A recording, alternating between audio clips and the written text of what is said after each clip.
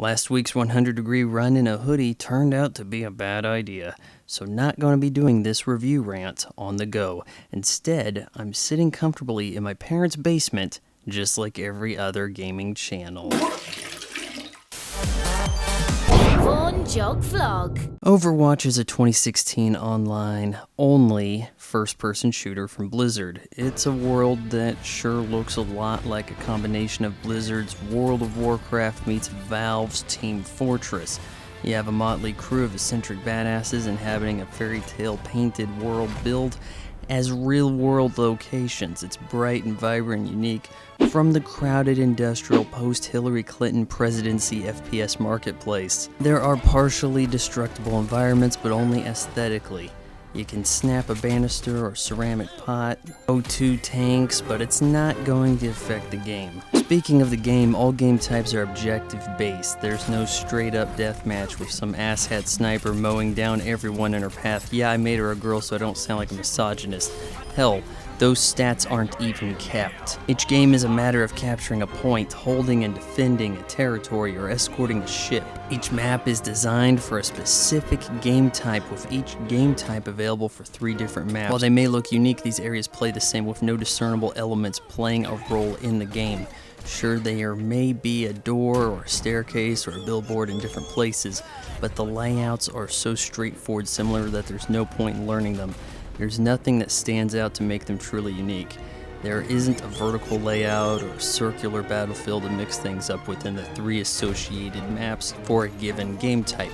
So if you're escorting the payload, no matter the location, you're going to find it following a familiar road.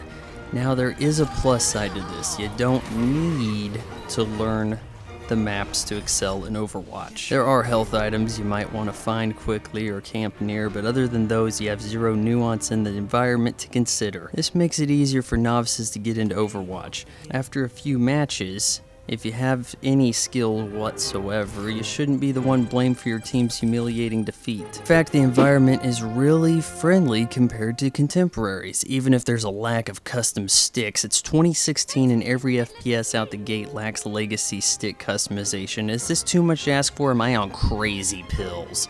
I haven't come across anyone being obnoxious in the game chat. Yes, I said game chat. You know that basic mode of online FPS gaming communication that took Bungie months to implement in Destiny?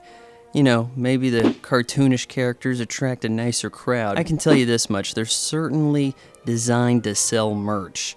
Take for instance Tracer, the cheerful British lass on the box to lure the female gamers, Muff said.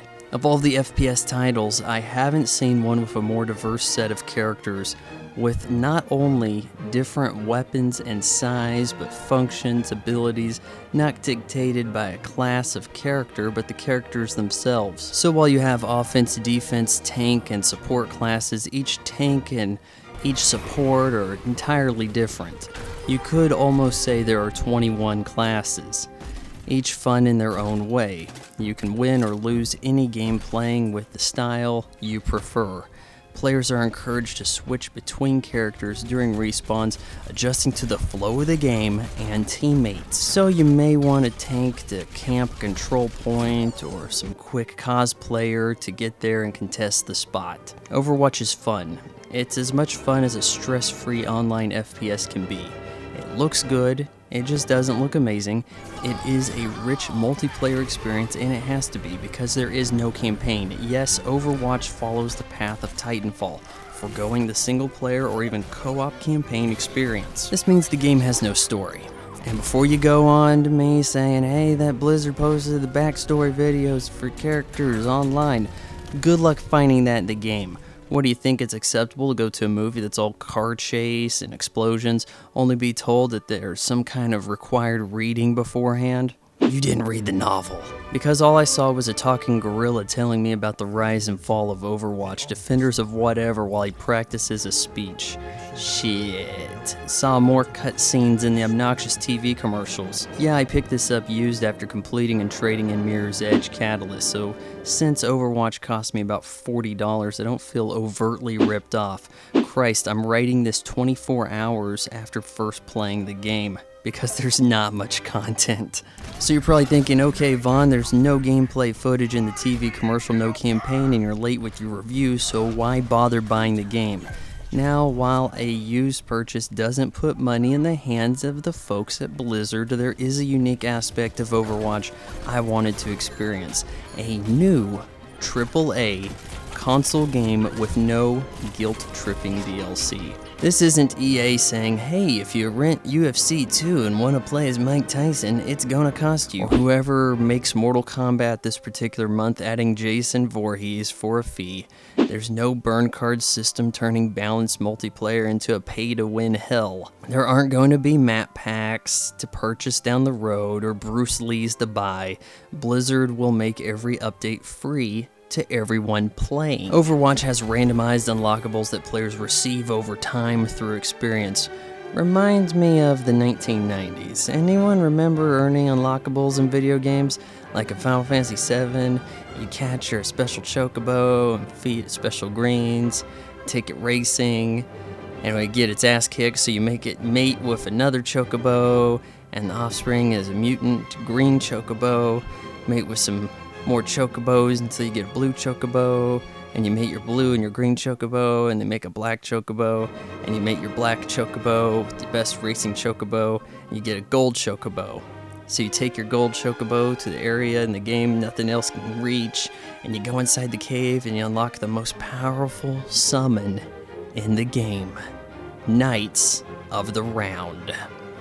And you remember what happens the first time you use Knights of the Round? All your chocobos are murdered. Now if you have mental issues, you can outright buy these loot crates and hope to get that skin customization you lust for. Seeing as that I'm not crazy, I guess, I don't have to worry about this. But Overwatch feels not entirely like a game sans gamer exploiting DLC, but maybe more like an indie budget FPS with all the DLC mandatorily paid for up front. You get all these characters that a modern fighting game counterpart would have you purchase. Look, it's nice to have them all here, but was this at the cost of having an actual narrative? When I play Halo, I spend a lot of time in the campaign, and though I spend more in the multiplayer, I feel a connection with Master Chief through his interaction with Cortana in that campaign, which I went through first.